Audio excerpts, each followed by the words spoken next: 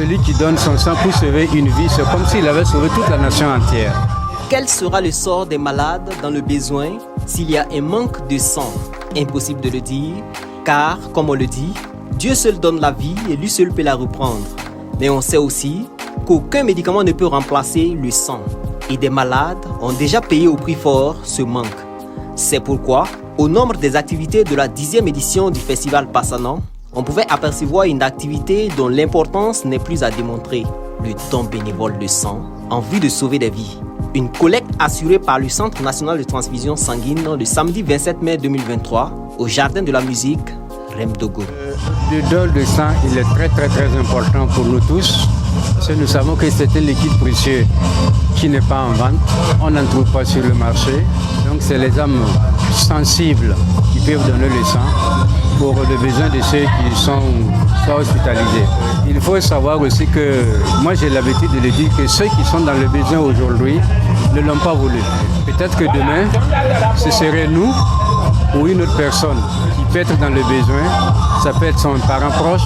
Donc le don de sang aussi, il est bénéfique. La religion dit que celui qui donne son sang pour sauver une vie, c'est comme s'il avait sauvé toute la nation entière. Et la quantité de sang qu'on prélève est une quantité insignifiante, qui ne fait pas du mal au donneur, qui ne rend pas le donneur malade. Comme à chaque hivernage, les besoins en sang dans nos formations sanitaires ont augmenté avec la recrudescence des cas de paludisme qui entraînent très souvent des anémies et donc un besoin en transfusion sanguine. En pareille période, le Centre national de transfusion sanguine, structure de collecte et de traitement du liquide précieux, croule sous le poids de la demande. Vous l'avez dit, c'est une période vraiment difficile parce que les potentiels donneurs de sang qui sont les élèves étudiants sont déjà en vacances.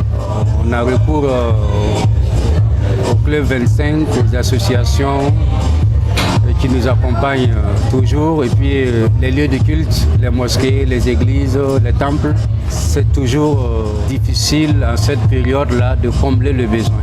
Donc c'est une occasion pour profiter, dire aux jeunes, aux personnes en bonne santé, aux âmes bien sensibles, de continuer à donner régulièrement le sang.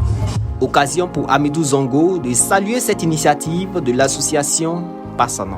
C'est une activité que nous apprécions beaucoup parce que sans l'aide des associations, le CRTS à lui seul ne peut pas subvenir aux besoins en sang.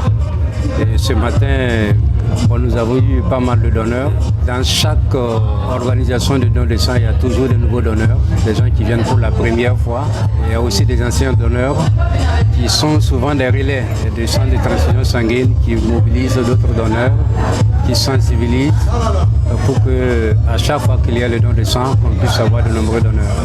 Malgré les multiples sensibilisations et les appels aux populations à donner de leur sang pour sauver des vies, le constat reste amer sur le terrain.